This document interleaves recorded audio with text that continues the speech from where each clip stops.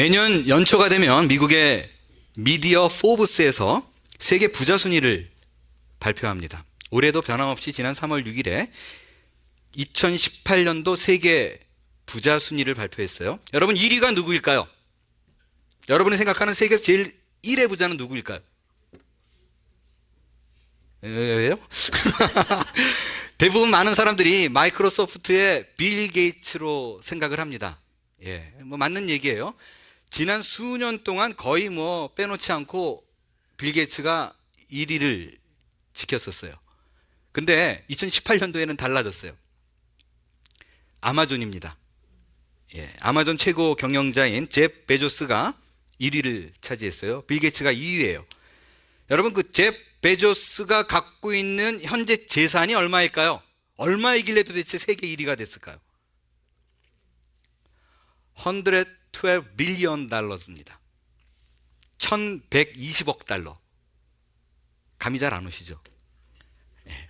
124조 원. 아무 반응도 없는 거 보니까 진짜 감이 없으신 거예요. 어마어마한 액수의 돈입니다. 연전에 빌 게이츠와 워런 버핏 말고요, 1, 2위를 꽤 오랫동안 다퉜던 사람이 있어요. 미국 사람 아니에요. 멕시코의 통신재벌 카를로스 슬림이라는 사람입니다. 이름은 슬림인데 재산은 슬림하지 않아요.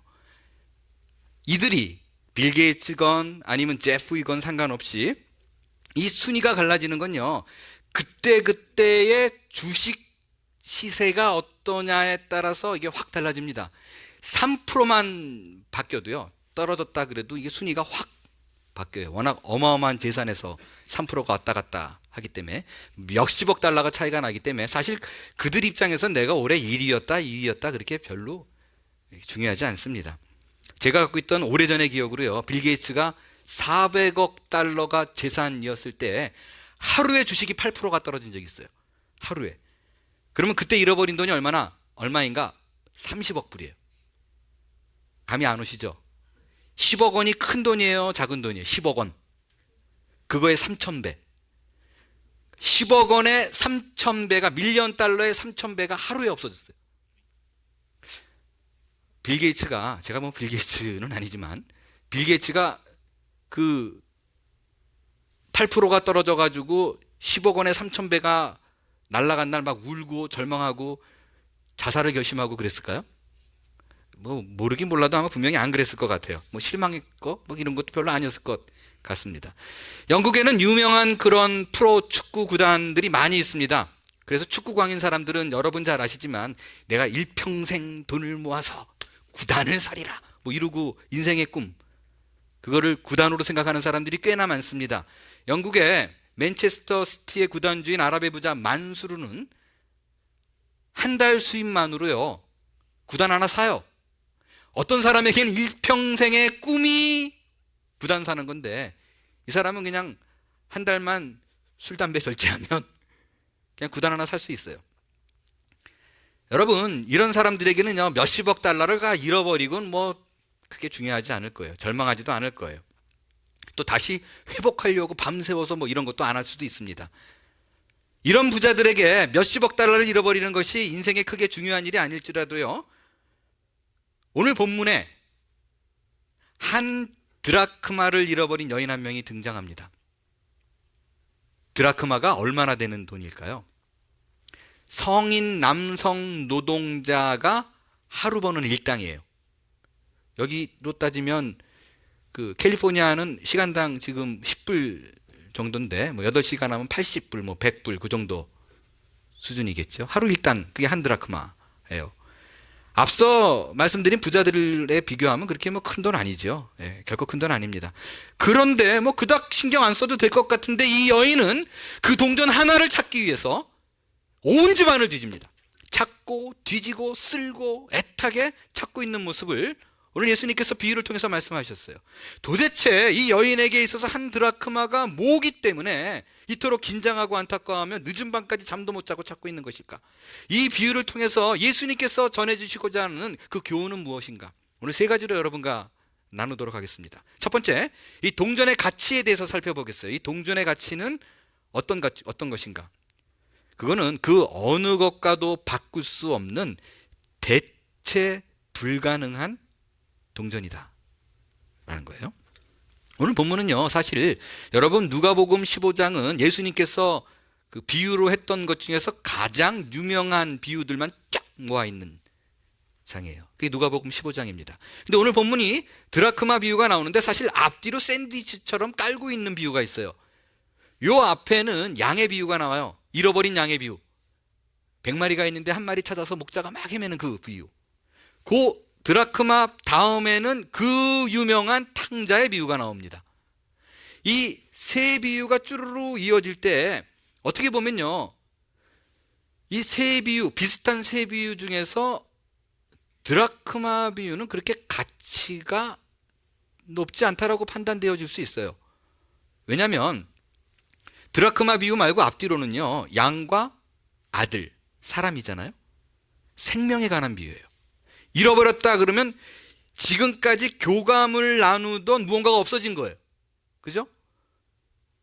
양도 뭐 매매매거리고 뭐 이렇게 쓰다듬고 좋아하고 그런 모습을 표정으로 읽었을 거고, 주인이. 그죠? 아들이 잃어버리게 되면 그것처럼 절망스러운 게 어디 있어요? 그러니까 생명을 잃어버렸기 때문에 굉장히 대단한 가치라고 생각할 수 있는 반면에 드라크마는 그냥 물건이잖아요. 잃어버리면 채우면 되지 뭘 그거 갖고. 제가 초등학교 1학년 때 캐리라는 개가 있었어요. 캐리. 똥개예요. 똥개. 믹스드견. 그냥 아무것도 아닌 개인데 똑똑해 하더라고요. 그래서 제가 그 예전에 우리 시절에는 이렇게 1시간씩 걸어서 국민학교를 이렇게 다니고 그랬었잖아요. 그러니까 걔는 뭐 돌아오는 본능이 있다 그러니까 일로와 막 이렇게 꼬셔가지고 걔를 학교까지 데리고 갔어요. 근데 1시간 정도 와가지고 교문 앞에서 뭐 교실로 데려갈 수는 없으니까 가 그래가지고 쫓았어요. 그리고 당연히 제가 집에 가면 있을 줄 알았죠. 근데 그걸 잃어버린 거예요. 그러고 나서 정말 몇 날 며칠을 얼마나 울었는지 몰라요. 비슷하게 생긴 개 한 마리 지나가면 개라고 생각해가지고 캐리 왜 나를 못 알아봐? 그럼 주인이 황당해가지고 이렇게 들고 나가고. 그래가지고 제가 울었던 날들이 너무나 많이 있습니다. 지금도 괴로워요, 그 생각하면. 하지만 드라크마는 그냥 하나의 물건이잖아요. 잃어버리면 딴 거 채워놓으면 되죠 뭐. 그런데 예수님이 드라크마 비유를 하면서 세상에 그 어떤 것보다도 가치 있다 라는 뉘앙스를 가득 담은 내용으로 비유를 전하고 있어요. 왜 그랬을까? 여러분, 이 설교는 여러분 굉장히 많이 들었던 본문의 내용일 것입니다. 그런데 대부분 이 설교를 어떻게 접근을 하냐면 가난한 여인의 한 동전, 제목부터가 그렇죠. 그래서 어떻게 내용을 전하냐면 수많은 부자들에게는 동전 하나, 그 하루 일당어치가 아무것도 아닐 수 있다. 그러나 여인은 다르다. 가난했기 때문에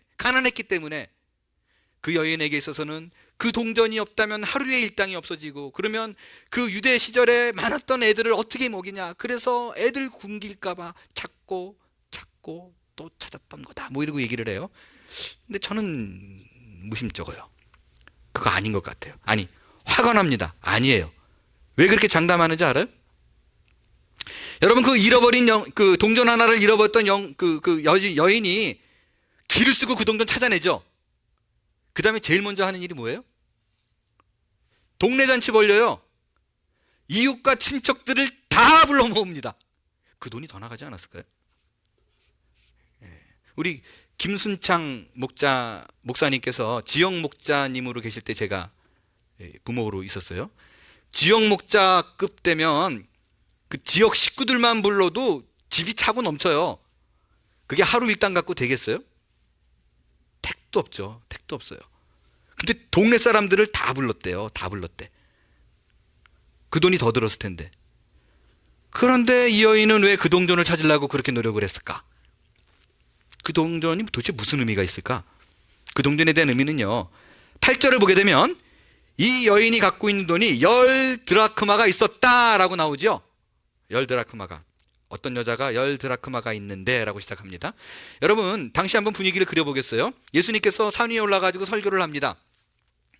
앉아있는 무리들에게 어떤 여인이 10드라크마가 있는데 라고 말하는 순간 거기 있는 모든 사람들이 여인 10드라크마 그러면 딱 떠오르는 게 있습니다. 뭐냐면, 아하, 결혼 지참금이구나 라고 생각했을 거예요. 당시에 유대에는 풍습이 있었어요. 딸을 시집을 보내면서 여러 가지를 해 보내는 것 중에 하나가 10드라크마를 마치 엿점 깨듯이 한 줄로 쪼르륵 깨가지고 소중하게 간직해, 그리고 아빠가 주는 선물이었었어요. 지참금이었었어요. 그러니까 10드라크마 그러면 거기 있는 사람들이 공통적으로 갖고 있는 센스, 커먼 센스는 뭐냐면 아버지의 사랑이구나. 근데 생각해 보세요. 만약에 그 아버지가 돌아가셨어요. 유물이잖아요. 이건요, 그 동전이 액면가가 얼마이냐, 얼마짜리냐 아무 상관없어요.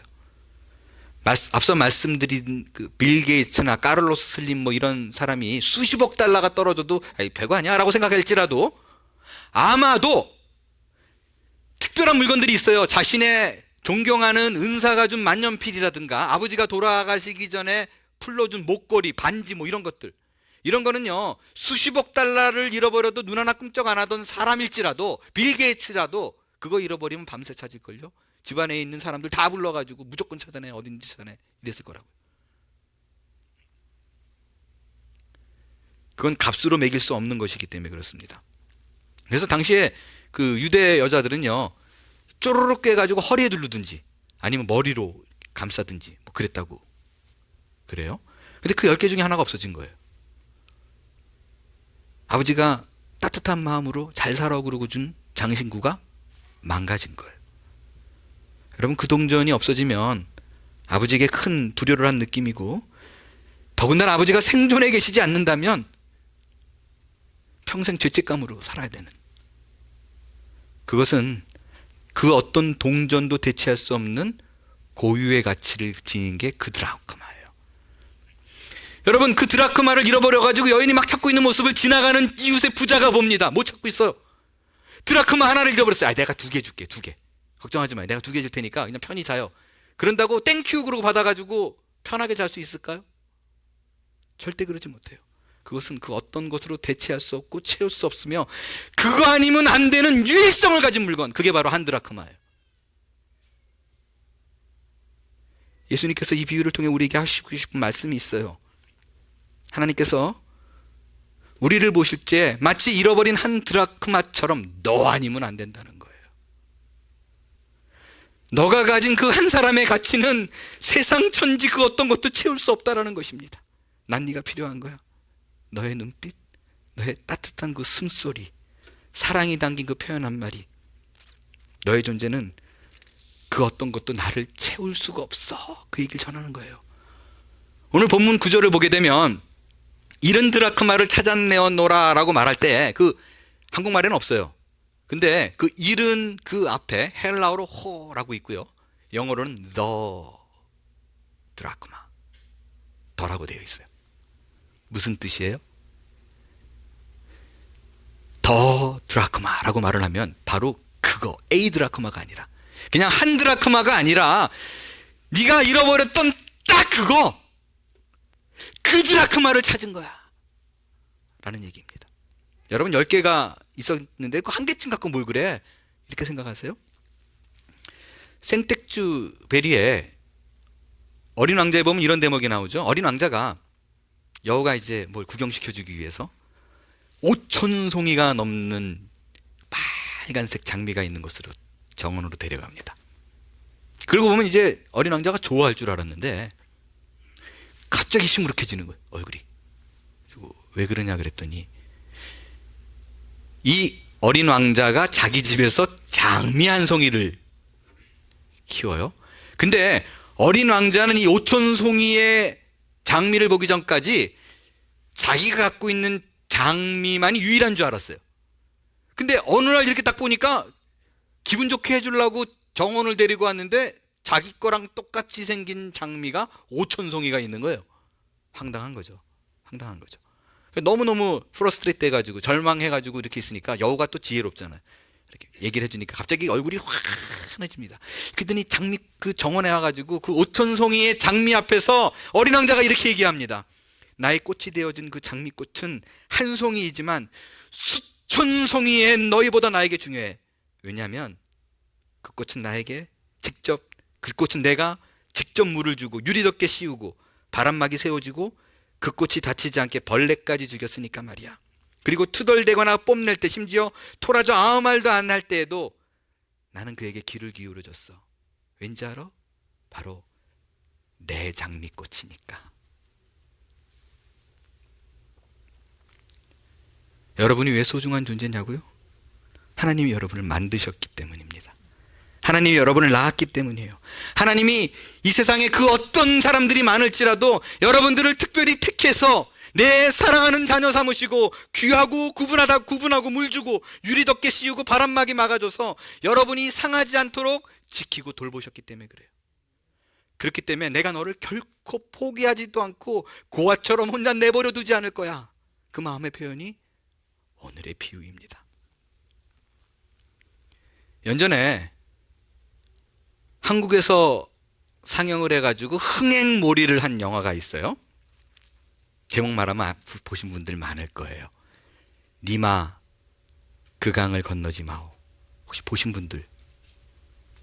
뜻밖의 적으시네요. 뜻밖의. 괜찮아요. 적을수록 좋아요. 제가 설명해도 되니까. 다 아는 얘기가 아니라 모르는 얘기처럼 재밌게 들어주세요. 그 영화가 그때 인터스텔라라는 미국의 아주 유명한 영화가 같이 상영을 했는데, 아무것도 제작비도 별로 안 들어가는 니마 그 강을 건너지 마오가 인터스텔라를 몇 주를 이겼을 만큼 흥행몰이를 했어요. 이 영화의 구조는 정말 단순해요. 강원도 황서에 사는 90이 넘은 노부부를 그냥 옆에서 이렇게 몇 달 동안 15개월인가? 뭐 이렇게 그냥 찍은 거예요. 대본도 없어요. 대사도 없어요. 그냥 자기 마음대로 얘기하게 하시고 그냥 이렇게 찍고 그냥 거의 뭐 성의 없어 보이듯이 편집을 해가지고 1시간 반 동안 틀어줬어요.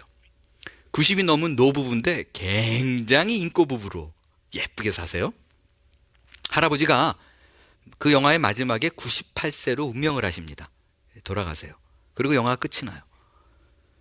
삶과 죽음에 대해서 굉장히 많은 생각을 하게 만드는 영화인데, 그 영화의 끝부분에 할아버지가 이제 시름시름 아파요. 근데 그 모습을 할머니가 딱 보고 이거는 예전의 병과는 다르구나라고 느껴요. 할아버지의 살 날이 얼마 남지 않겠구나라고 느껴요. 그래서 그 생각이 들자마자 재래시장을 가세요. 그리고 거기 있는 아줌마한테 자연스럽게 얘기합니다. 남자의 내복 5개랑 여자의 내복 5개랑 남자의 내복 하나를 주세요. 몇 살짜리로 줄까요? 3세에서 6세짜리로 주시는데 좀 넉넉한 걸로 주세요. 그러니까 이렇게 해서 줘요. 여러분, 90이 넘은 할머니가 3세, 6세의 애들 내복을 삽니다.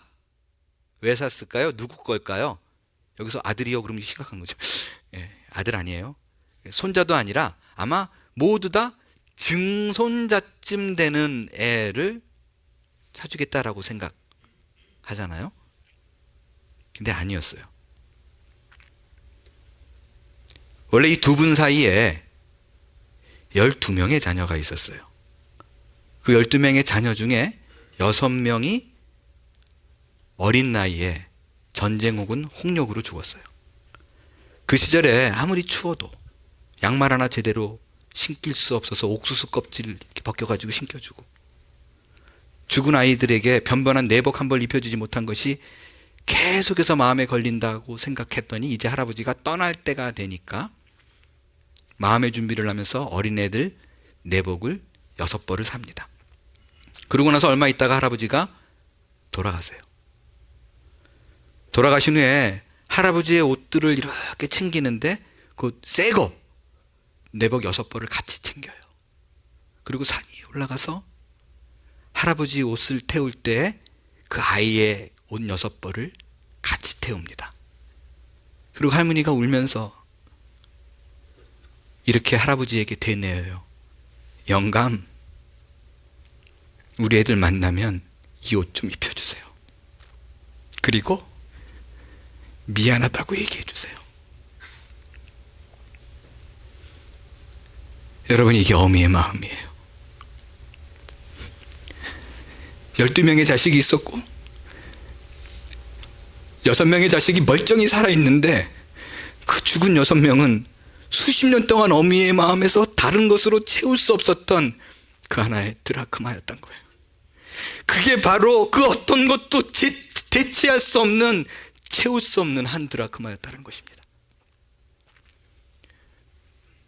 여러분에게, 하나님에게 있어서 여러분이 한 드라크마예요. 하나님은 여러분의 아버지이기 때문에 이 세상 70억의 인구가 있을지라도 여러분을 대체할 것은 아무것도 없습니다. 바로 그 마음을, 그 간절한 마음을 제발 좀 알아줬으면 하는 마음으로 예수님께서 하나님의 마음을 이 비유를 통해서 무리에게 설명하신 것입니다. 두 번째로 생각해 보는 건 이 잃어버린 드라크마를 찾기 위해 어떻게 해야 하는가, 드라크마를 찾는 방법에 대해서 생각해 보겠어요? 여러분, 이 누가복음 15장에 나란히 등장하는 이 잃어버린 자의 예화는 굉장히 비슷하지만 각자의 독특한 구성을 가지고 있어요.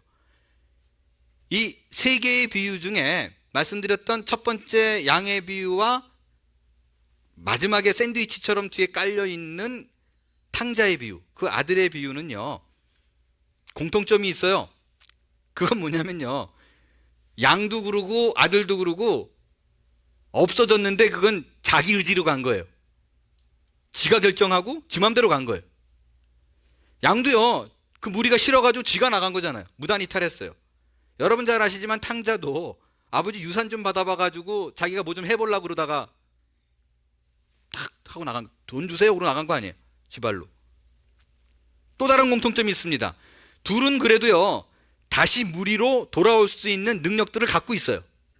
양은 자기가 잃어버렸다고 생각해도 어두컴컴해지거나, 양은 또 근시잖아요. 잘 안 보인다 그래도 어두컴컴해지는데 둘레의 체온이 느껴지지 않아. 그러면은 내가 떨어졌구나 싶어가지고 매매 울면서 자기가 있는 곳을 알릴 수 있잖아요. 아들도 여러분 아시죠? 지발로 들어왔어요. 지발로 고개를 못 들고 뭐 이러고 들어왔어요. 그들이 처지가 참 안타깝긴 하지만 그래도 돌아올 수 있는 능력과 개연성이 있기 때문에 좀 나은 편입니다. 그런데 이 동전은 달라요. 이 동전은요, 자기가 무리를 떠나고 싶어서 떠난 거 아니에요. 그 어둡고 칙칙하고 먼지 나는 곳이 좋아서 스스로 가 있는 것도 아닙니다. 그리고 결정적으로는 정말 싫은 구석에 들어가 있는데 혼자서 빠져나올 능력이 전혀 없어요. 자기 힘으로는 안 돼요. 누군가 해줘야 돼요.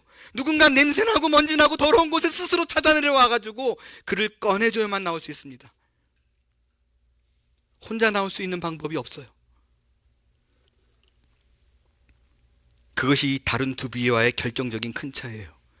오늘 이 땅을 사는 사람 중에 자기 의지와는 아무런 상관없는 삶을 사는 사람들이 있습니다.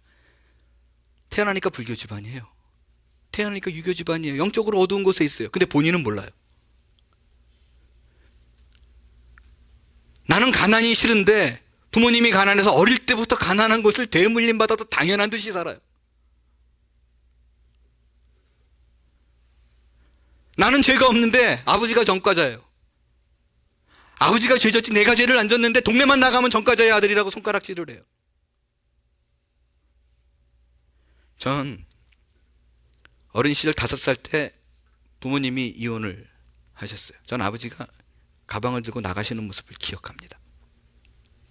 그대로 편모스라에 자랐어요. 저희 형님이 중학교 시절에 운동장에서 싸움을 했어요. 근데 선생님이 딱 싸움한 거 발견해 오자마자 얘들 교무실로 와. 끌려갔어요. 그러면서 이제 너 엄마 데리고 와. 내일 학교에 엄마 모시고 와. 그러더래요. 근데 형이 집에 와가지고 엄마 모시고 싸웠는데 엄마 모시고 오래 그러면서 펑펑 우는 거예요. 근데 서럽게 울어요. 이해가 안 되잖아요. 근데 특별히 저희 어머님은요, 그 이북 분이세요. 홀로 되셔가지고 아르헨티나에 혼자 가가지고 영주권 내고 뭐 이러고, 그러니까 그 돌격 앞으로요. 항상 이 세상에 불가능은 없다. 뭐 항상 이게 신조로 사시는 분이에요. 늘 저희 아버지가 나중에 저희 어머니 25년 만에 저희 어머니하고 아버지가 합치셨는데 별의별 일이 다 있어요. 근데 합치고 나니까 알겠더라고요. 아, 두 분은 같이 살면 안 되겠구나. 근데 저희 아버지가 오셔가지고 그러더라고요. 저희 어머니가 걸어가는 모습 보면, 수영아, 니네 엄마 독일 병정 같지 않냐? 그래. 하여간 늘 돌격 앞으래요. 뭐 불가능은 없다. 뭐 이런 분이라, 아니 그 사춘기 때 그 싸움 했다고 해서요, 너 착하게 커야 되는데 이럴 뿐이 아니거든요. 분명히 저희 어머니를 알아요. 저희 형이 엄마 저 싸우다가 걸렸어요. 그럼 제일 먼저 이거 먼저 물어볼걸요. 너 팼냐 맞았냐?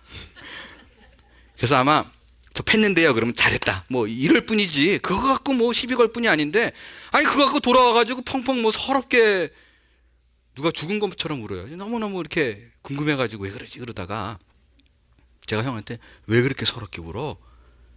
그랬더니 그 선생님이 싸우는 거 이렇게 말리더가지고 그러더래요. 이렇게 너 내일 엄마 모시고 와.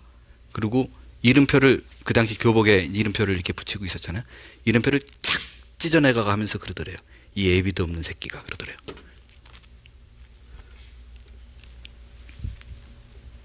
형이 그 나이에 큰 소리로 울면서 했던 말을 기억합니다. 부모님이 이혼한 게 우리 잘못이냐고. 여러분, 아무것도 의지할 것도 내 잘못도 없는데 나는 그렇게 살아야 되는 걸로 마땅하게 여기고 사는 삶, 아주 외롭고 고독한 절망의 상태. 여러분, 그것이 어딘가에 떨어져 있는 드라크마의 상태예요.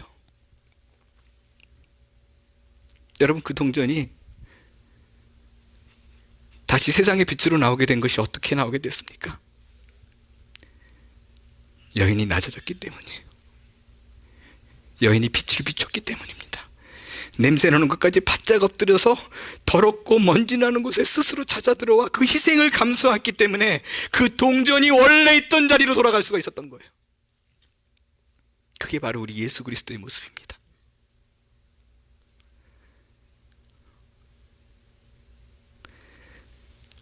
우리의 힘으로, 스스로의 힘으로는 결코 빠져나올 수 없던 그곳에 직접 찾아오셔서 자신의 모습이 망가지고 더러워지고 결국에는 십자가에 못 박혀 돌아가시면서 우리를 찾아내시는 그 모습, 그 모습을 그 여인의 모습으로 투영해서 하나님의 마음을 설명하고 있는 거예요.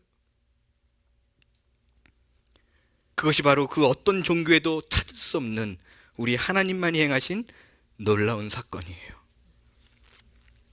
어느 미국 신학교에서 있었던 일입니다.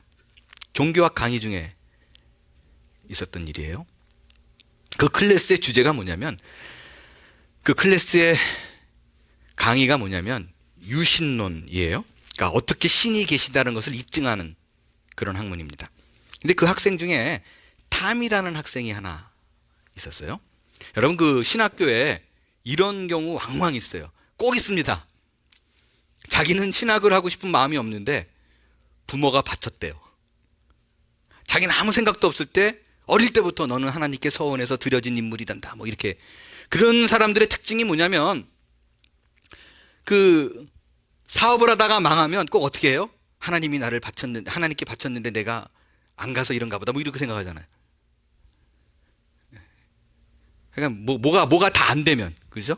사고 당했다 그러면 역시 나는 가야 되는데, 뭐 이러. 그러니까 이 타미도 그런 학생 중에 하나였던 것 같아요. 마음은 원이 전혀 아니었는데 부모님 때문에 어쩔 수 없었던 그런 학생이었어요. 그런 학생들의 특징들이 있어요. 굉장히 시니컬하죠. 그리고 꼭 딴지 걸어요. 시비 걸어요. 진도 못 나가게 해요. 그 학생이 꼭 그랬어요. 그러니까 의견이 조금이라도 교수가 다르면 다른 사람 신경 안 쓰고 이 수업을 그냥 뭐 끝까지 물고 들어 진도 못 나가게 만드는, 교수 입장에서는 상당히 열받게 하는. 타미가 아주 작정을 하고 첫 시간부터 계속해서 기말고사가 다가오는데 그때까지 계속 시비를 거는 거예요.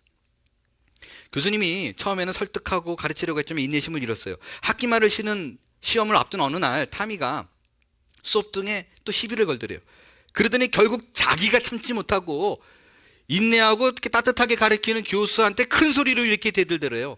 교수님, 나 같은 사람을 보세요. 나 같은 사람이 하나님을 찾는다고 노력해도 그게 찾아질 것 같아요? 하나님을 찾을 수 있겠어요? 그 하나님을 찾는 것이 가능한 일입니까? 그러고 대들더래요. 그러니까 이렇게 차분하게 얘기하다가 교수님이 여기가 열렸어요. 결국에는 그분이 폭발했어요. 거기다 대고 이렇게 얘기했대요. 아니야, 안 될 거야. 너는 결코 하나님을 찾을 수 없을 거야. 네가 아무리 질문하고 노력하고 연구해도 너는 결코 하나님을 찾을 수 없어. 그러나 언제고 하나님이 반드시 너를 찾아올 거야. 그렇게 얘기를 했대요. 교수가 생각해도 좀 미안했대요. 참지 못한 거니까. 근데 내가 꼭 해주고 싶은 말이었어, 이렇게 생각했기 때문에 그냥 이렇게 넘어가려고 했었어요. 그렇게 학기가 지나갔습니다. 역시 그 학생은 학기를 마치기 전에 관뒀어요. 그러고 나서 어느 정도 시간이 흐른 후에 그 교수가 놀라운 얘기를 하나 듣게 됩니다. 그 타미가 암에 걸려서 시한부 인생을 살고 있다는 거예요. 얼마 남지 않고 있다라는 얘기를 들었습니다. 근데 워낙 그렇게 독고다이로 지내가지고 연락처를 아는 사람이 없더래요. 그래서 궁금해하던 어느 날 교수가 수업을 마치고 교수실 문을 딱 열었더니 그 타미가 있더래요. 아, 반갑다. 근데 딱 보니까 알겠더래요. 얼마 남지 않았다. 새까맣고 마르고. 어떻게 왔니? 그랬더니 그 타미가 이렇게 얘기하더랍니다. 교수님, 혹시 기억하시나요?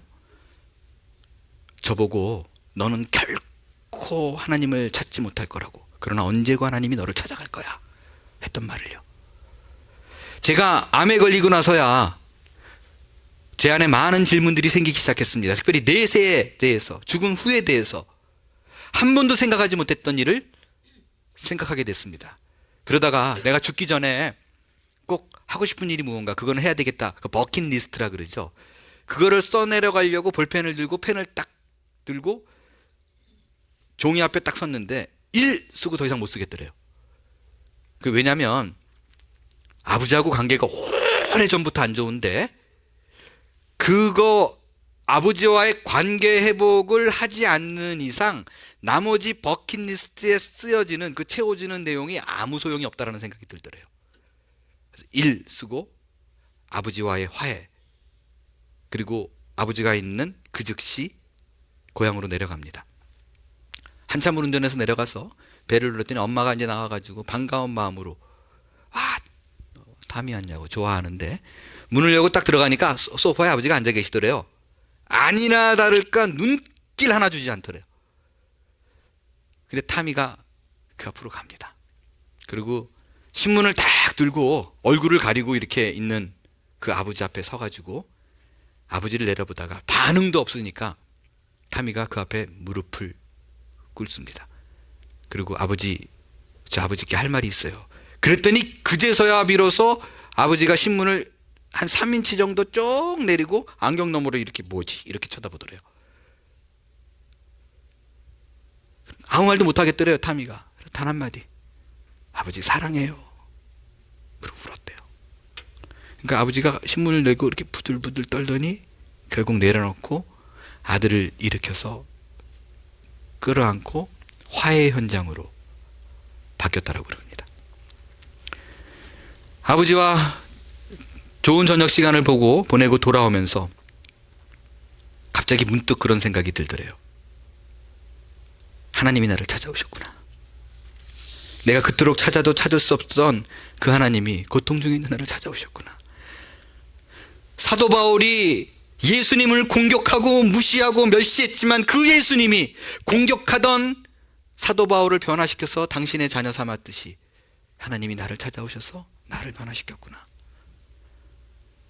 여러분, 지금 오늘도 그 일은 동일하게 일어납니다. 우리의 처지도 알지 못하고 내가 하나님을 떠나 있다는 사실조차도 알지 못하는 우리에게 찾아오셔서 네가 돌아가야 될 영광스러운 길이 있어, 너는 나에게 소중한 존재야 라고 그 빈자리를 찾아오시는 거예요. 왜 하나님이 나 같은 사람을 찾아오냐고요? 그 아무것도 아닌 것 같고 아무 존재 가치도 없는 그 한 사람인 왜 나를 찾아오시냐고요? 여러분, 그 한 사람이 없으면 하나님의 나라가 완성이 되는 것이 아니기 때문에 그렇습니다. 여러분, 한 드라크마가 채워지지 않으면 그 9개의 드라크마는 아무런 필요가 없어요. 아무런 재가치를 할 수가 없습니다. 한 드라크마, 아무것도 아닌 것 같은 그 한 드라크마가 채워지는 순간 그 아버지가 그 딸에게 사랑으로 전해줬던 그 지참금의 온전한 역할을 하게 되는 거예요. 그 한 드라크마는 온전한 10개의 드라크마를 완성하는 가장 중요한 가치, 10개의 가치를 빛나게 해줄 하나라는 것입니다. 여러분, 100개의 배럴을 넣어야지 돌아가는 기계가 있어요. 99개가 있더라도 하나가 빠지면 안 되는 거예요. 그게 아무리 능력 있고 효율이 있고 얼마나 많은 일들을, 사람보다 많은 일을 해낼 수 있는 기계일지라도 배럴이 하나가 없으면 아무 일도 못해요. 하나님께서 우리를 보시기에 세계 70억의 인구가 있더라도 너 하나 없으면 하나님의 나라가 완성이 안 돼. 그 이유로 그 여인의 모습으로 낮아지고 천하지고 가까이 오셔서 보혈의 피를 입혀주시고 우리를 찾으며 소중한 것을 찾았다고 잔치를 벌이는 거예요. 그 사랑을 오늘 만날 수 있게 되기를 바랍니다. 마지막으로, 그럼 그 하나님이 나를 찾아올 때 내가 어떻게 반응해야 되는가? 나는 뭐를 해야 되는가? 도망가지 마세요. 난 아니라고 말하지 마세요. 절대 그런 일이 아니라고 하나님의 손길을 피하지 마십시오. 그리고 이제 하나님 앞에 이렇게 대답하십시오. 나 여기 있어요. 나 여기 있어요. I'm here. I'm here. 미국의 어느 한 도시에 라저스라는 사람이 살았습니다. 이분은 아빠인데 3자녀가 있었어요. 영적인 그런 문제에 관심이 굉장히 많은 사람이었어요. 여러분, 그 어린애가 말을 하기 시작하면서부터, 그때부터 구원의 교리를, 구원의 진리를 설명하기 시작하면 그 어린아이가 내게 됩니다. 의심 없이. 그걸 충분히 아는 아버지이기 때문에 어릴 때부터 자녀들에게 구원을 설명했습니다. 그러다가 어느 날 얘가 구원에 대해서 완전히 이해됐겠다라고 생각되는 순간이 오면 그 가족들이 다 있는데 벌떡 일으켜가지고 또 구원에 대해서 뭔지 설명해봐 라고 시킨대요. 그 아이 집에 그러니까 그 3자녀가 있는데 누나, 형이 있었어요. 수잔, 잔, 그리고 얘는 지미 라저스. 어느 날 저녁을 먹다가 갑자기 아빠가 뭔가 이렇게, 얘가 이제 구원에 대해서 알 때가 됐다라고 생각되는 모양이에요. 그래서 지미, 너 일어나봐. 그랬더니 왜 아빠? 너 구원이 뭐야? 구원에 설명해봐. 그랬더니 그 6, 7살 되는 애가 아주 그 구원에 대해서 자세히 잘 설명을 하더래요. 눈을 반짝이면서 아빠가 얘기한 대로 예수 그리스도를 믿고 예수 그리스도를 구주와 주님으로 영접한 사람들은 출석부에 다 이름이 들어가. 아마 그게 생명책을 그 아이의 나름대로 해석으로 한 것 같아요. 출석부에 들어가면 우리가 언제고 죽잖아. 그러면 하늘나라에 갈 때 그 출석부를 들고 천사가 천국에 집어넣는 사람들을 이름을 부르기 시작해. 그러니까 데디 라저스 그러면 아빠가 벌떡 일어나서 여기요 그러면 천사가 와서 아빠를 데리고 갈 거야. 마미 라저스 그러면 또 천사가 와서 엄마를 데리고 갈 거고, 수잔 그러면 또 누나를, 잔 그러면 잔 라저스 그러면 형을 데리고 갈 거야. 그리고 마지막으로 내 이름을 부를 텐데 지미 라저스 그러면, 그러더니 가만히 있더래요. 그러더니 근데 아빠 내가 키가 작잖아. 그러니까 사람들이 못 볼 수가 있잖아. 그럼 자기는 이럴 거래요. 그냥 일어나지 않고 일어나가지고 펄쩍펄쩍 뛰면서 I'm here, 나 여기 있어요, 나 여기 있어요. 그리고 소리를 지를 거래요. 그러면 천사가 와가지고 자기를 발견해서 천국으로 데려갈 거야. 그렇게 얘기하더래요. 얼마나 뭐 근사하게 얘기를 해가지고 가족들이 박수를 쳐주고 축하해줬어요. 그리고 며칠이 지났습니다. 이 짐이라는 아이가 스쿨버스를 타고 내려서 길을 막 건너다가, 원래 이제 스쿨버스는 여러분 아시지만 매리어가 이렇게 내려오잖아요. 요거를 무시한 차가 그냥 와가지고 애를 받았어요. 중상이었습니다. 앰뷸런스에 실려가지고 병원으로 옮겨졌어요. 의사들이 모여 앉아가지고 그 아이를 고치기 위해 최선을 다합니다. 손을 써봤지만 방법이 없어요. 부모에게 얘기합니다. 한두 시간밖에 남지 않았다고. 아빠가 자녀들을 다 불러요. 가족들을 다 불러봅니다. 눈물을 흘리면서 의식도 없고 가늘게 숨만 쉬고 있는 지미를 놓고 기도를 합니다. 근데 기적이 일어나나요? 애가 갑자기 발이 꿈틀꿈틀 움직이더래요. 그리고 손가락을 이렇게 움직이기 시작하더래요. 그거를 누나가 먼저 봤어요. 아빠, 지미가 깨어나는 것 같아요. 그랬더니 입을 그 다음에 이렇게 막 움직이는데 뭔가 말을 하려고 하는 것 같더래요. 아빠 무슨 말을 하려고 그러는 것 같은데, 그랬더니 도대체 무슨 말을 하려고 그러나 온 가족이 집중해서 지미의 입술에 귀를 기울입니다.